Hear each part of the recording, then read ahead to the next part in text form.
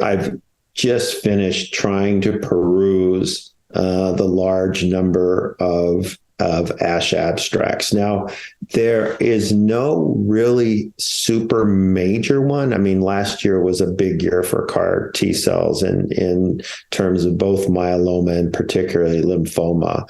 But so from clinical perspective, there are a ton of abstracts trying to identify which patients are more likely to benefit or less likely to benefit. We're getting, and we're starting to now, before we were just saying, well, CAR T cells are agnostic. They're not totally agnostic, but we're beginning to understand biology of maybe the underlying disease and also the function of T cells. And we've seen various papers on this before, but now there's a large plethora of information coming forward that we're going to be seeing at ASH. And then people, more importantly, finding methods to overcome those resistant mechanisms, both in the T cells and at the level of the lymphoma, and actually enhancing CAR T cell function to overcome those.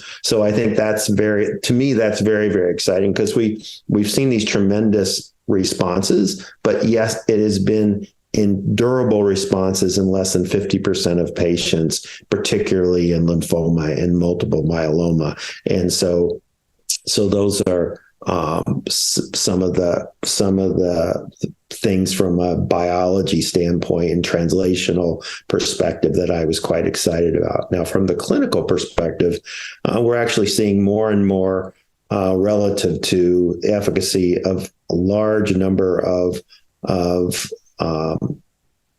studies showing the durability of responses in all forms of lymphoma, mantle cell lymphoma, follicular lymphoma, diffuse large B-cell lymphoma. And now probably the big things is all of the long-term follow-up and started to be phase 2 and actually phase 3 studies of using CAR T cells in multiple myeloma, including the use in third line, second line, and actually frontline therapy. As a matter of fact, I was reading a Chinese article study where in transplant-eligible patients, they had a bispecific BCMA CD19 that they were using as part of frontline therapy with 100% response and 100% MRD negativity. And those are very exciting, because those are the things that people are looking at. And this was all in high risk multiple myeloma. So we're going to see updated results of the various KARMA studies, the CARTITUDE studies, and including our study from Arcellx, which, and I think, that's another area where we're going to see continued improvement. The other thing is moving CAR T cells into other diseases. There's a number of anti-CD30 CARs targeting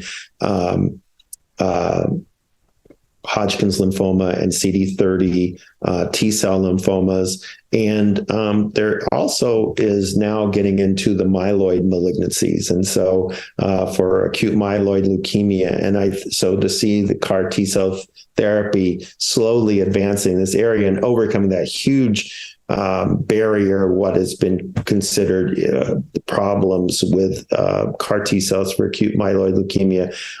There's a number of abstracts coming forward that are talking and addressing those issues. So I think it's day after day, educational session after educational session, how we manage patients, what is the scientific symposiums, how we overcome mechanisms of resistance and improve efficacy of CAR T cell therapy and all these clinical trials.